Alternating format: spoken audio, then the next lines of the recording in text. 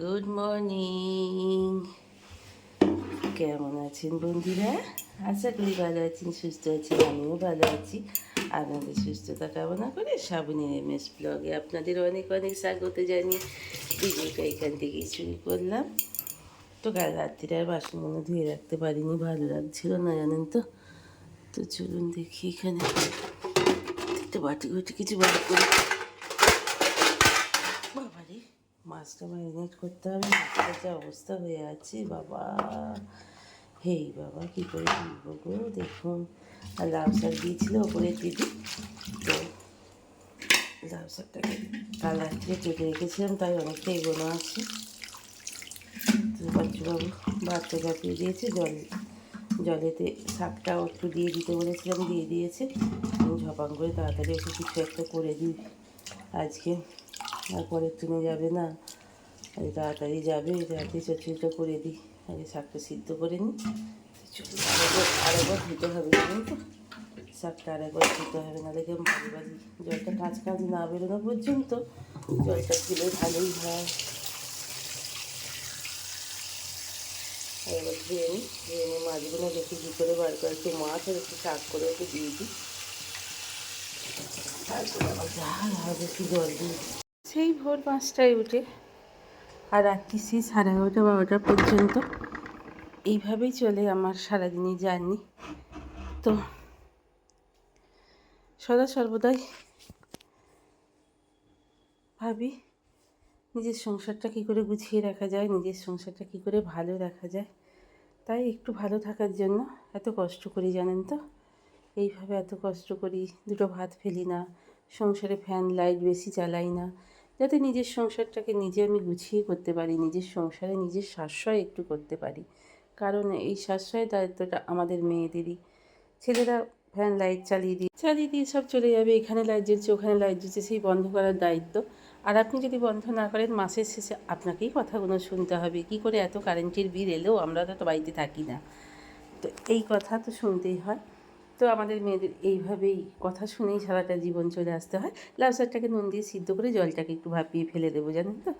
অল্প একটু সর্ষে ছিল, ওটাতে একটু পোস্ত ছিটিয়ে দিই, দিয়ে একটু লঙ্কা দিয়ে মেখে নেব, দিয়ে পোস্তটা আর সর্ষে বাটাটা দিয়ে একটুখানি মাছের ঝালটা করব, খেতে ভীষণ ভালো লাগে মাছের ঝাল পোস্ত দিয়ে।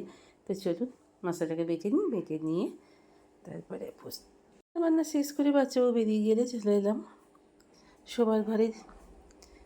তো ভাবি কালকে আসিনি, এই বিছানাটাতেই আমি শুয়েছিলাম। তো চলুন গোছগাছগুলো করে নিই। এতক্ষণ পর্যন্ত যেসব বন্ধুরা আমার ভিডিও দেখছেন তাদের অসংখ্য ধন্যবাদ, আর নতুন বন্ধু হলে একটা সাবস্ক্রাইব করে পাশে থাকবার অনুরোধ জানালো রইল। অনুরোধই বলতে পারি, রিকোয়েস্টই বলতে পারি। রিকোয়েস্ট করলাম একটা সাবস্ক্রাইব করবেন, করে দিয়ে আমার পাশে থাকবার চেষ্টা করবেন। আর যারা নতুন বন্ধু নন, আমার ভিডিও দেখেন, তাদের তো অসংখ্য ধন্যবাদ আমার ভিডিওটা দেখার জন্য। তারপর আর একটা অনুরোধ ছিল, যদি স্কিপ না করে ভিডিওটা সবটা দেখেন তাহলে একটু আজ টাইমটা হয়। গেটের সামনে বাচ্চারা এসে হই হুল্লোড় করছে, কোকো রেগে গেছে, আর আমার ঝুনি পা ছড়িয়ে ঠ্যাং ছড়িয়ে রাজার বেটা এখনও কেমন বসে আছে দেখুন। ওদিকে বেটি আমার খক খক করছে, আর নিয়ে একটু ঠ্যাং একটা পা এগিয়ে একটা পা পিছিয়ে একবার রাজার বেটা ঝানা করে খাচ্ছে যাচ্ছে ধাস, কাজ নেই কম নেই, বাপরে বাপ। তো চলুন এবার এই ঘরটা ঝাঁট দিয়ে ফেলি। জামা কাপড় কটা আছে একটু গুছিয়ে রেখে দেবো, কাঠের তো বার করে নিয়ে আসি।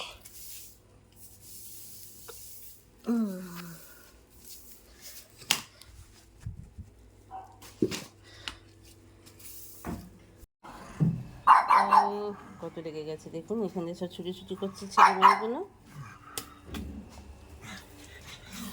আর কোকো রেগিয়ে ছুটি করছে দেখুন। কি হলো দাঁড়াও ঝাঁটা দিয়ে দিই, তারপরে উঠবে। ওরে বাপরে বাপ, দেখেছেন দেখুন। কি হয়েছে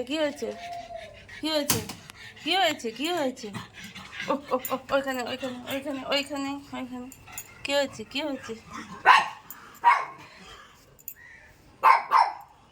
কি হয়েছে রাস্তা দিয়ে কেউ যাবে না, ওরে বাপরে বাপ। বসো বসো বসো, হাঁপিয়ে গেছো, বসো বসো বসো, একটু বসো বসো বসো বসো দেবো, বসো বসো বসো। হাঁপিয়ে গেছো, জেকে জেকে হাঁপিয়ে গেছো, বাবা রে আমার বেটি হাঁপিয়ে গেছে গো, আমার বেটু হাঁপিয়ে গেছে গো, দুষ্টু বেটুটা হাঁপিয়ে গেছে গো। চুলুন কাচাকুচিগুলো শেষ করে নিয়েছি, নিয়ে এবার স্নানের জলটাকে ভরে নিচ্ছি, ভরে নিয়ে এবার স্নানটা করে নেবো, করে নিয়ে পুজো টুজো করে নিয়ে তারপর ব্রেকফাস্ট করবো। এইভাবে কার কার খেতে ভালো লাগে। এই পড়ে গেল পড়ে গেল পড়ে গেল, দেখেছেন দেখেছেন, এত ভিজিয়ে ফেললাম, ও রে বাপ রে বাপ। হ্যাঁ, বাচ্চা ছেলের মতো পুরো কাজকর্ম জানে, বাজু বাজা তোমার সব ভুলভাল কাজকর্ম। পরিষ্কার করে ফেলে কি চাই, লাইটটা অফ করে দিই বাবা, এখানে এসে থেকে যা লাইট, যা কারেন্ট উঠছে, আবার বাইরেটা একটু জ্বালতে হবে। আর কি গরম করছে জানেন তো, দেখুন একটা মরে গিয়েছিল আর দুটো,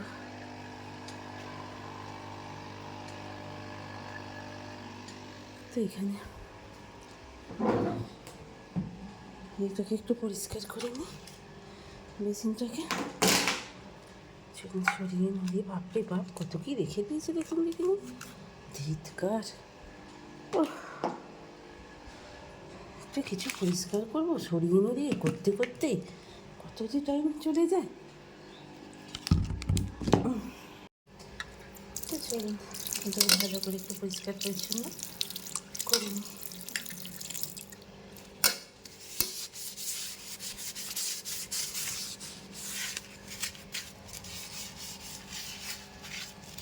আমার দুধটা একবার একটু দেখে নিন, ওইভাবে চোখে এত ঘাম পড়ছে আমি দেখাতে পারছি না। ও বাপরে,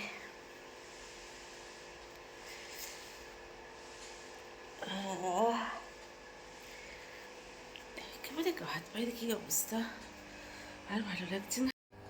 তো চলুন লাঞ্চের সময় হয়ে গেছে, খেয়ে নিই, শরীরটা বেশ ভালো লাগছে না বলছিলাম না। তো এক কুচো লেবু নিয়ে নিয়েছি, একটু ডাল সিদ্ধ করে নিয়েছি, একটু আলু ভাজা আর মাছের মাথা দিয়ে লাউ শাকের চচ্চড়ি, মাছের ঝাল, একটু স্যালাড বানিয়ে নিয়েছি। লেবুর রসটা দিয়ে পেঁয়াজটাকে মেখে নেবো একটু নুন দিয়ে, আর কি খেতে লাগে, হেভি খেতে লাগে।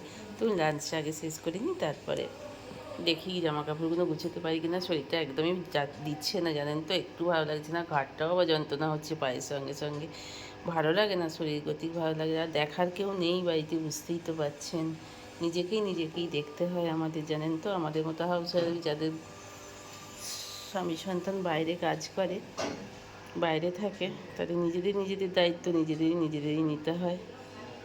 আমি বাড়ি আসিনি, তাই ভাবলাম আজকে মেয়েটা বাড়ি আসছে, ওর জন্য ভালো মন্দ কিছু একটু বানিয়ে রেখে দিই।